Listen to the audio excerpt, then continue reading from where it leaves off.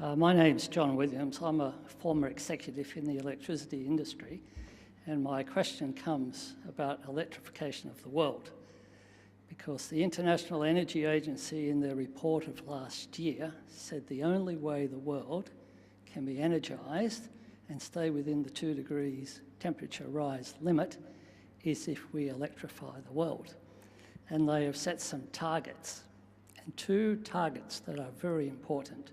One is by 2050, the world will need to be 30% electrical, and of that electrical component, 70% will have to be renewable John, energy. are we getting the questions in? Yeah, I'm getting there. It's very important for the question. The second target is by 2100, the world will have to have zero carbon electricity. Now, the International Energy Agency hasn't just set the target, they have set how we have to do it. And one of the markets that will have to be totally electrified is motor vehicles. So my question is, what are the plans of the various parties to electrify motor vehicles in New South Wales? Thank you. Rob?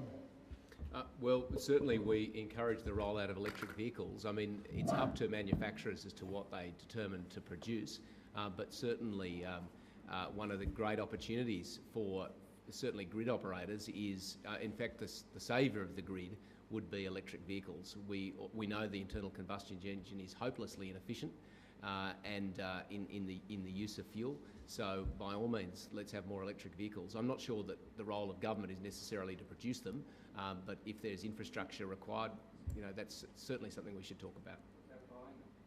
Are you able to hear? Oh, okay, yeah, so in relation to buying them, certainly we've introduced new, as part of our government resource efficiency policy, we've introduced new standards in relation to, actually for the first time, enforceable standards on government agencies in terms of their efficient use of resources, including vehicle purchasing. We're not mandating the purchase of electric vehicles because at the moment Teslas are probably not the appropriate thing for ministers and other public servants to be driving around given the cost. But certainly, you know, as they become affordable, that's certainly something we should do. Mark? Oh, just one comment that it's really essential to require people who have electric vehicles to charge them with renewable energy. And at present, there is no attempt in this direction. I mean, this can be done in different ways, requiring, for example, green power to be purchased if people don't have solar PV or don't have access to renewable energy charging at public facilities, which is possibly a role for government. But this needs to be addressed. And one way would be to have special plugs for electric vehicles. It's probably a bit late now, so that they can't just be attached to ordinary power supplies that are run off fossil fuels like coal. But anyway, it's all running away at present. Justin? Well, we've got a fabulous electrified transport option, particularly in Sydney, and it's called the train network. And I think sometimes when we think about the future and renewable energy, we get very excited. I was at a solar-powered charging station that opened up in Ballina late last year, and it's very exciting to see, and in regional areas, cars are essential. But of course, we've got to be facilitating the ability for people not to be so reliant on vehicles. We can't use vehicles as much as we probably do now and live a great life, uncongested life, peaceful, happy life. We can create a great electrified train network that can really help as we manage this transition to electrification and don't put the added stresses on that potentially give coal an additional leg up with the network as we move across to electrification of personal vehicles. James?